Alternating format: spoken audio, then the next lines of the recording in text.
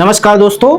31 अक्टूबर 1984 दिल्ली की एक सामान्य सी सुबह थी। लोग अपने रोजमर्रा के काम में लगे थे। किसी को अंदाजा नहीं था कि कुछ ही मिनटों में देश की राजनीति और इतिहास हमेशा के लिए बदलने वाला है।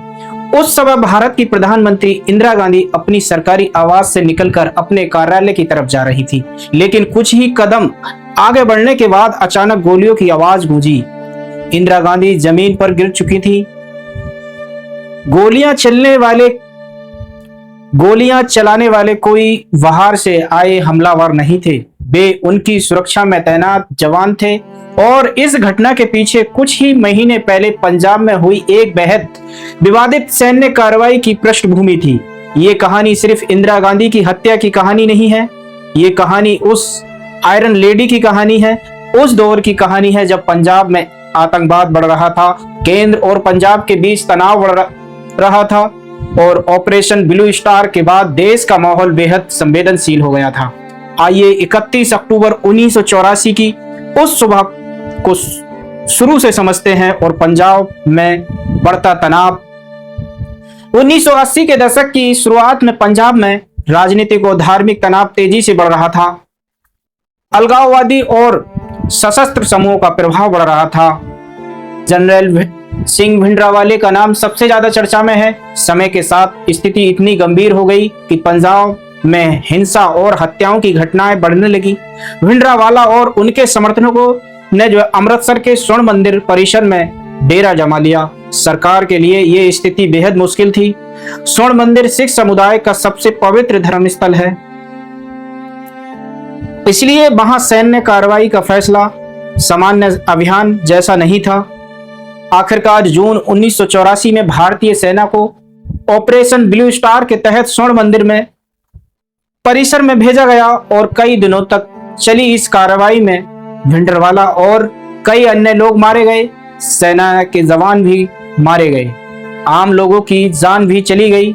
माहौल इतना गर्म हो गया और स्वर्ण मंदिर परिसर को भी भारी नुकसान पहुंचा। इस स्थिति को देखते हुए इस कार्रवाई ने सिख समुदाय के एक बड़े हिस्से के मन में एक गहरा आक्रोश पैदा कर दिया। इंदिरा गांधी को इस सैन्य कार्रवाई के फैसले के लिए जिम्मेदार माना गया और यहीं से उनकी सुरक्षा को लेकर खतरा बढ़ गया। और आगे चलकर इंदिरा गांधी की सुरक्षा पर सवाल खड़े होने लगे। ऑपरेशन ब्लू स्टार के बाद सुरक्षा एजेंसियों के सामने एक बहुत बड़ी चिंता थी कि प्रधानमंत्री की जान को खतरा था, विशेष रूप से उन लोगों की तरफ से जो ऑपरेशन ब्लू स्टार से बेहद नाराज थे। इंदिरा गांधी की सुरक्षा में सिख सुरक्षाकर्मी भी तैनात थे। सुरक्षा के नजरिए से उन्हें हटाने की सलाह दी गई थी, लेकिन बाद में कई जगह ऐसे बात सामने आई। इंदिरा गांधी ने अपनी सुरक्षा व्यवस्था में धर्म के आधार पर बदलाव करने के लिए परहेज किया। उन्होंने साफ किया कि उनके आसपास सिख सुरक्षाकर्मी बने रहेंगे और यह फैसला आने वाले समय के लिए बेहद महत्वपूर्ण साबित होने वाला था। 31 अक्टूबर 1984 की वह सुबह अब आते हैं उस दिन पर जब 31 अक्टूबर 1984 में इंदिरा गांधी सुबह अपने एक सफदरगंज रोड पर नई दिल्ली में थी और उस दिन उन्हीं के एक विदेशी टेलीविजन कार्यक्रम में इंटरव्यू का भी कार्यक्रम था। हर रोज की तरह वह अपने नित्य कामों के लिए तैयार हो रही थी और अपने आवास से निकलकर पास स्थित कार्यालय की ओर पैदल ही जा रही थी। उनके साथ स्टाफ के लोग भी थे और रास्ते में उनकी सुरक्षा में तैनात 2 सिख सुरक्षाकर्मी भी मौजूद थे। एक का नाम था बीन सिंह और दूसरे का नाम था सतवंत सिंह। ये दोनों ही इंदिरा गांधी जैसे ही उनके पास पहुंची, बीन सिंह ने अपनी रिवॉल्वर निकाली और कुछ ही सेकंड में गोलियां चला दी गई। इंदिरा गांधी वहीं गिर पड़ी और इसके बाद सतवंत सिंह ने अपनी स्टैन गन से गोलियां चलाई और पूरा हमला कुछ ही क्षणों में हो गया। और लेकिन उन कुछ सेकंड ने भारत का इतिहास बदल दिया। देखिए, इंदिरा गांधी जी को एम्स तक पहुंचाने की कोशिश की गई और गोलियों की आवाज सुनकर वहां मौजूद सुरक्षाकर्मी तुरंत हरकत में आए और हमले के बाद इंदिरा गांधी को तत्काल चिकित्सा की जरूरत थी। उन्हें जो है एम्स हॉस्पिटल ले जाया गया, जहां से उनके आवास से वह 4 से 4.5 किलोमीटर की दूरी के लगभग होगा। डॉक्टरों ने पूरी तैयारी पहले ही कर ली थी, क्योंकि इसकी सूचना उनके जो सुरक्षा कर्मियों ने पहले ही दे दी थी। उनके शरीर में काफी खून निकल गया था।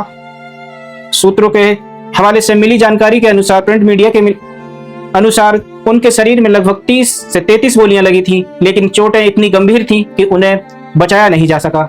दोपहर बाद लगभग 2:20 के आसपास इंदिरा गांधी को मृत घोषित कर दिया गया और भारत ने अपनी प्रधानमंत्री को खो दिया, जिसे आज भी इतिहास में आयरन लेडी के नाम से जाना जाता है। हमलावरों के साथ क्या हुआ, आइए अब जानते हैं हमलावरों के साथ क्या हुआ। हमले के तुरंत बाद सुरक्षा बलों ने दोनों सुरक्षा कर्मियों को पकड़ने की कोशिश की। बीर सिंह को मौके पर ही सुरक्षा कर्मियों ने गोली मार दी। वह जीवित नहीं बचा, लेकिन सतवंत सिंह, जो कि उनका सेक्रेटरी था, इंदिरा गांधी जी के साथ भी वह जाया करता था, कई बार उनको साथ ले जाया गया था, उन पर बहुत विश्वास किया करती थी।